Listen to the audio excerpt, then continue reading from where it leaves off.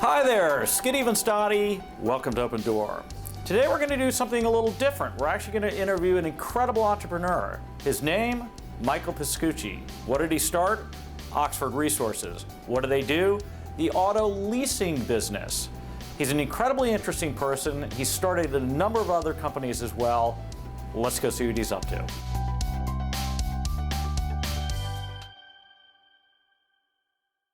Michael, before we start talking about your business, would love to learn a little bit more about what it was like growing up for you. It was very interesting. I had a great start. I went to Catholic school in Manhasset, and I had the nuns, fortunate enough to have the nuns teach me, gave me a great foundation of religious life in addition to academic. So you went to Bucknell, and then what was your next move? Well, I graduated from Bucknell. I actually got out a half year early. I did a couple summer schools so I could graduate early, and I was in and out of the Army by the time my class graduated, which was an advantage. And then my father, who was a contractor with Levitt Sons, a home builder, had a minimal education, but Bill Levitt's son was getting something called an MBA. My father said, "I don't know what that is, Michael, but I think you should get one." So I was 21 years old, and I went to work for my father for a year in construction. He was a contractor for Levitt Sons, a very large home builder. Did that for 1 year, hard work. Not that I'm adverse to hard work, I'm adverse to that type of hard work. Sure. So at age 23, I started my own, I call it like a brick manufacturing business, which was distributed to stores, retail, directly to homes, do-it-yourself, and so forth.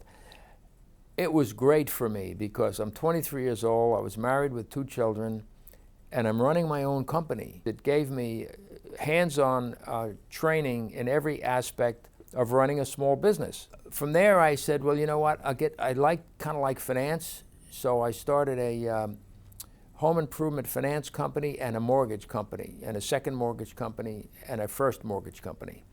And I did that for a number of years. And then towards the late 70s, I started to understand what makes a successful business. Mm-hmm. So, I could tell you really 3 things.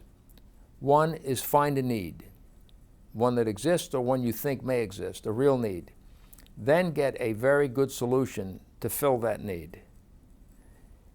And then once you have that solution, you need people to implement it. Now hire the very best people you can possibly buy. Have a standard to hire to. Never break your standard. In the late 70s, I thought that the common man, the consumer, should be able to lease a car. So basically a customer can walk in and say, look, this car is going to cost you $20,000. You can pay $380 a month if you want to buy it on finance, or you can lease it for $240 a month for 3 years. Well, that was a very appealing, at the right time, at the right place, to a very large segment of the market. And at that point, the business started to grow. I always had a lot of ideas, and my kids basically put a governor on me. Said, Dad, no more. We got enough going on. But one day, someone came over to me. Actually, it was Jim McCann from 1-800-Flowers, okay. CEO entrepreneur. Said to me, Michael, I'm going to do $25 million this year from the internet, and last year I only did $1 million from it. I said, what's the internet? Mm-hmm. It was terrific. Car come off lease, a real good one, low mileage, clean. We take photos, put it on the internet with pricing, put them at central hubs around the country, and a person could go online, see the car they wanted, walk in with the VIN number, with the price on it, no hassle, no negotiation, and drive it away. So we also then decided we should put financing on these cars. So we put a finance product together for the car and for a lease product, a used car lease, which took off. We then started to do car loans on the internet with something called carfinance.com. We became the largest lender of auto loans on the internet in the world. Starting a company on your own now, we love to start companies. Mm-hmm. You see some golf clubs here. I remember I visited a golf club in Florida. It was built by Wayne Huizinga, who, by the way, is an excellent entrepreneur. Mm-hmm. He started Blockbuster Waste Management, and he built a golf course called the Floridian, and I visited there, and Wayne owned it with his wife. And I said, what a great idea for a promotion. You have your own golf course. So I started looking for property on Long Island to build a golf course. I said to the kids, hey, I've got the greatest piece of property. I really want to do this. This is going to be special. It's going to be the best 18 holes of golf we could possibly build, but I really want to do this. So they let me go with it, and it wasn't really an economic play. We bought the land, hired Jack Nicklaus, who was my next door neighbor in Florida, and another architect du jour, minimalist named Tom Doak, who was doing some great things around the country. Put them both together, built Sebonack, got a lot of press because it was controversial having these two chaps together. The course became wildly successful with hundreds and hundreds and hundreds of people coming for tours and want to be members and so forth. What do you look for in somebody that says, you know, this person's going to be successful, this person can start a company on their own? Your standard is primarily driven by track record and somewhat the interview and intuition, but track record should always be the guiding light. The intangible is their integrity, their honesty, their candor, their willingness to want to help people and to want to provide the best product to their customer that they can possibly provide. They have to be passionate about that. Mm-hmm. Because if we want to do something and take somebody's money, I can't not give them the best of what they need. I'm always on the lookout for individuals who have something special. So 6 years ago, I'm in Florida in the winter for 4 months, and I eat at this Irish restaurant called a Bistro. And the young Irish kid is tending bar outside. They don't even put him in the big bar. So he's a part-time bartender, 24 years old, wiggled his way over here from Ireland on a visa.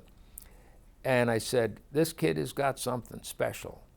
I asked the owner, can I bring him up and work at a golf course I started on Long Island? His name is Aiden Keogh. I said, Aiden, during the week, why don't you come into the office and I'm going to teach you about business. It's now 6 years later, and he's actually running a major company for me. It's 2014, graduating class, kids coming out. It's an incredibly competitive world that we live in today. What advice would you give them? Well, that's interesting. One, I would tell them coming out with no connections, take a lot of interviews. Take a lot of interviews, and find out what industries you think might be growing. The world is changing so fast today because of the internet that you've got to be careful what career you pick because it may be a dead end or low paying eventually. You know, you've had incredible successes, but you've also taken a lot of risk. So you must have had some hiccups, some hurdles in your life. Can you describe some of those? Well, you know, I think when I started out, it was very hard running a business, being inexperienced and having limited money. Now, I knew my father could always help me a little bit, and that was comforting. And he was also a very smart businessman. So was my mother. So they were able to help me assist. But when you're in your early 20s, married with 4 children, and a house and a mortgage, and you have financial worries. Sure. I really feel for people that have financial burdens on themselves. I probably started 20 other businesses. Wow. But as I said, if they're not working and I can't fix them in a reasonable period of time, I just shut them down. Again, I'm here with Michael Pascucci. Cannot thank you enough for inviting me over today. Well, thank you. And I just want to add, my philosophy of life is God first, family next, right? Then your business. And I really think, and you take some of the people that you've been on your show, the common thread they have, they're all very involved in charities and trying to help other people. Mm-hmm. I think, if I wasn't helping the Catholic diocese with their television operation, I wouldn't have had a television station. Right. You can't outgive God, basically, that's the deal. Very true, very true. Michael, thank you again. Thanks, Judy.